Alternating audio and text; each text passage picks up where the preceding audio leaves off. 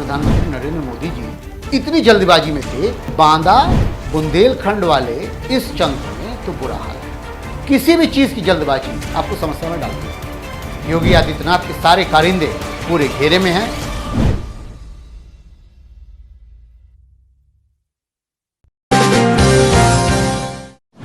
नमस्कार, मैं हूं हरिकेश कुमार सिंह और आप देख रहे हैं न्यूज नशा। वो 3 जगह से टूट गया है, 3 जगह से टूटा है। जैसे भी टूटा है पर टूट तो गया है। क्या टूटा है?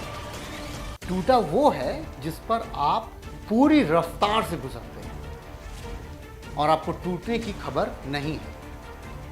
ये पता तब चलेगा जब आप उस टूटन में गिर जाएंगे और गिरने के बाद आपका क्या हश्र होगा। अगर रफ्तार 100 किलोमीटर से ऊपर होती है तो आप कैसे गिरेंगे, कितना टूटेंगे, ये उसके बाद तय होगा।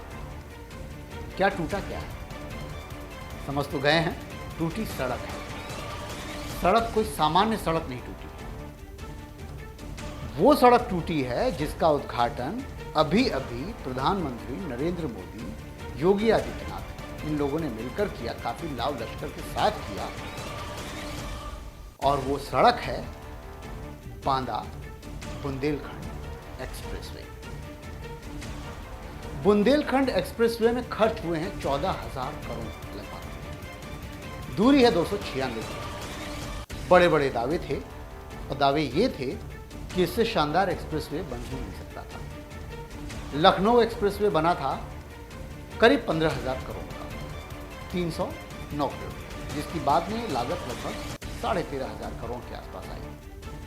बहुत पहले मायावती के समय में बना था यमुना एक्सप्रेसवे, वो था लगभग 13,000 करोड़ का, दूरी थी करीबन 170 किलोमीटर। ये तीनों एक्सप्रेसवे अगर आप जाएं और जाकर देखें, पूर्वांचल एक्सप्रेसवे वहां भी आप जाकर देखें, इन सब जगहों पर अगर आप जा रहे हैं तो आपको फर्क नजर आएगा। पहला फर्क ये है कि ज़रूर थोड़ा सा नैरो है यमुना एक्सप्रेसवे, लेकिन फिर भी काफ़ी बेहतर रोड है, काफ़ी बेहतर व्यवस्था है। दूरी कम है, 170 किलोमीटर। अगर आप जाएं लखनऊ एक्सप्रेसवे यानी आगरा से लखनऊ तक का सफ़र तय करें तो 300 किलोमीटर की दूरी भी आप तय करेंगे तो बड़ा बेहतर सड़क है, बड़ी बेहतर उसकी बनावट है। कहीं आपको बम्पी सड़क नहीं मिलेगी।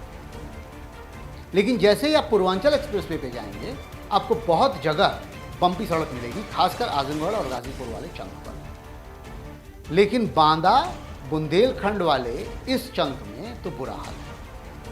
पहली बरसात में इसको 3 जगह से अब तक तोड़ने की खबर दे दी। चित्रकूट, औरैया, इटावा, बांदा, इन सब जगहों पर ठीक ठाक सड़क का हिस्सा टूट करके बह गया है। बनावट में कमी है, भ्रष्टाचार है, भ्रष्टाचार चल ही रहा है। लगातार ये सवाल आ रहे हैं कि भ्रष्टाचार हुआ है। भ्रष्टाचार को लेकर के तमाम मंत्री जो हैं परेशान हैं, चिट्ठियां लिख रहे हैं। योगी आदित्यनाथ जरूर घेरे में हैं, लेकिन मैं सवाल उठा रहा हूं यूपीडा पर। यूपीडा ने किस गुणवत्ता की जांच की थी? यूपीडा क्या देख रहा था? अवनीश अवस्थी उसको कैसे समझ रहे थे? कितना समझने की कोशिश कर रहे थे? जब IIT के पास आउट है, एक और इंपॉर्टेंट चीज मैं बता दूं, अवनीश अवस्थी जी IIT के पास आउट है। उनको कहाँ से परेशानी आई कि वो ये समझ नहीं पाए कि सड़क का निर्माण सही मायने में गुणवत्ता के आधार पर बेहद कमज़ोर है। ये बेहद ज़रूरी है जानना उसके लिए, हर व्यक्ति के लिए, कि कोई भी चीज़ जब जल्दबाजी में होती है, जल्दबाजी में की गई चीज़ हमेशा दिक्कत पैदा करती है। आप जल्दी बोलें तो दिक्कत है, आप जल्दी चलें तो दिक्कत है, जल्दी खाएं तो दिक्कत है। किसी भी चीज़ की जल्दबाजी आपको समस्या में डालती है। ये हम सब आपके साथ होता रहता है। तो ऐसा कैसे है कि इतने अनुभवी प्रधानमंत्री नरेंद्र मोदी जी इतनी जल्दबाजी में थे कि जो डेट मुकर्रर थी कि 2023 तक बनाएंगे बुंदेलखंड एक्सप्रेसवे, उसको 2022 में खड़ा कर दिया।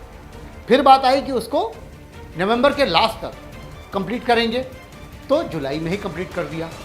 फिर बात आई कि 1 हफ्ते बाद उसका होना था उद्घाटन, 1 हफ्ता पहले कर दिया। हर चीज़ में जल्दबाजी की वजह क्या थी ज़रा तलाशिए और उसका परिणाम क्या निकल रहा है ये आप देखिए। इन सारे पैसों का जो हिसाब किताब है वो अलग रख दूं, मैं फिर भी बता दूं कि जब सड़कें बनती हैं तो उन सड़कों के बनाने में कई तरह के व्यवधान आते हैं, कई समस्याएं होती हैं। ज़मीन लेना, ज़मीन को कब्जाना, ज़मीन को सरकारी आवंटन में लेकर आना, लोगों से लेकर के उसको मुहैया कराना NHAI को, तब जाकर के कहीं सड़क बनती है। ये सब समस्या होती है। लेकिन इन सब से अगर फारिग भी हो लें, बच भी जाएं, तो एक मेजर समस्या है कि ज़मीन जिस पर सड़क बनाई जानी है वो ज़मीन की क्वालिटी क्या है, किस तरह की ज़मीन है, ये बहुत महत्वपूर्ण होता है। और हम जानते हैं कि बुंदेलखंड और बांदा वाले रास्ते पर अगर आप जाएं तो आपको बीहड़ के इलाके, भुरभुरी ज़मीन या रेतीली ज़मीन ये बहुत मिलेगी। लेकिन इन ज़मीनों पर सड़क बनाने से पहले उनके बेहतर करने और उनके चारों ओर ठीक ठाक तरीके से डाइक बिछाने का भी काम होता है। ये ज्योग्राफिकल वर्ड है, इसको मैं आपको समझा भी देता हूँ। जब ज़मीनों को तोड़ करके या निकाल करके वहाँ से मिट्टी हटाई जाती है तो ये पता चल जाता है कि वहाँ ज़मीन कैसी है। उसी ज़मीन को थोड़ा उठा करके सड़क के लिए निर्माण करने के लिए ऊंचाई दी जाती है। अब जब इस ज़मीन को पूरी तरीके से ठोस बनाया जाता है तो उसके अगल बगल डाइक लगाए जाते हैं ताकि उनमें पानी बहे तो रिसे ना, पानी के बहने से पोरोसिटी ना आए और ऐसा ना हो कि वो ज़मीन के नीचे की जो सड़क के नीचे की ज़मीन है वो दरक जाए और जहाँ जिस पर आपने लेयर बिछाई है सड़क वो धंस जाए। ऐसा आपने अक्सर पहाड़ों पे देखा होगा, बारिश होती है, नीचे से ज़मीन निकल जाती है, सड़क जहाँ होती है वहाँ धंस जाती है। ऐसा निर्माण होता है, ये समस्या होती है। लेकिन एक्सप्रेसवे पे इन निर्माणों का या इन समस्याओं का क्या हश्र होगा, क्या परिणाम होगा, वो तो कहिए कि जब ये टूटे हैं उसके पहले ही हमको खबर लग गई है, हम सबको ये खबर लग चुकी है कि ऐसा ऐसा हुआ है। तो कुछ स्थितियां थोड़ी सी उतनी विकट नहीं, लेकिन अगर एक्सीडेंटल वे में देखा जाए तो ये कई तरह के एक्सीडेंट पैदा कर रहा है। सरकार की जल्दबाजी, 2024 की लड़ाई, उसके प्रति उसकी निगाह, कैसे लोगों को आपको बेवकूफ़ बना करके ये बात कह देनी है कि हम ये सब काम जल्दीबाजी में कर दे रहे हैं और बहुत तेज कर रहे हैं। ये जो रिकॉर्ड बनाने की इस समय जद्दोजहद चल रही है सरकार की, आप ये सोचिए जेवर एयरपोर्ट बनना है, उसकी भी तारीख मुकर्रर है कि 2025 तक वहाँ पर रनवे तैयार हो जाएंगे, बना करके रख दिया जाएगा। एयरपोर्ट बनने में कितना समय लगता है, अगर सिर्फ उसको चौहदियाँ बदलनी हो एयरपोर्ट को, अगर चारों ओर उसके रास्ते बदलने हो, खोलने हो, बड़े करने हो, एक्सटेंशन करना हो, तब भी साल 2-2 साल के समय लग जाते हैं।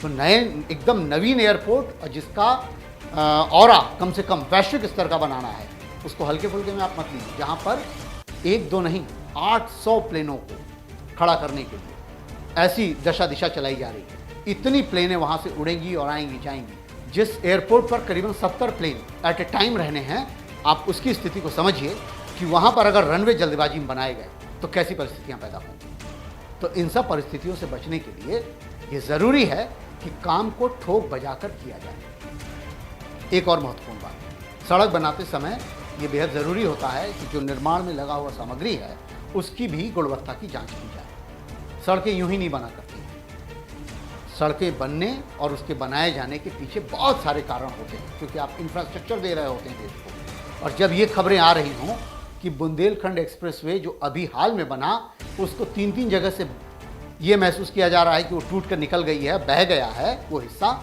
तो ये सवालिया निशान किस पर उठता है ये ज़रूरी है। नाम लेने की ज़रूरत नहीं है, लेकिन इसमें यूपीडा पूरे घेरे में है, योगी आदित्यनाथ के सारे कारिंदे पूरे घेरे में हैं, वो मंत्रालय घेरे में है जो इसका काम और काम की देखरेख कर रहा था। तो इन सब बातों को ध्यान में रखते हुए ही काम किया जाना चाहिए था। 14,000 करोड़, 15,000 करोड़ या 13,000 करोड़ का मसला बाद में आता है, पहले लोगों की जान जोखिम में आती है, इस पर ज़्यादा निगाह दी जानी चाहिए। ऐसी खबरों को देखते रहिए न्यूज़ नशा।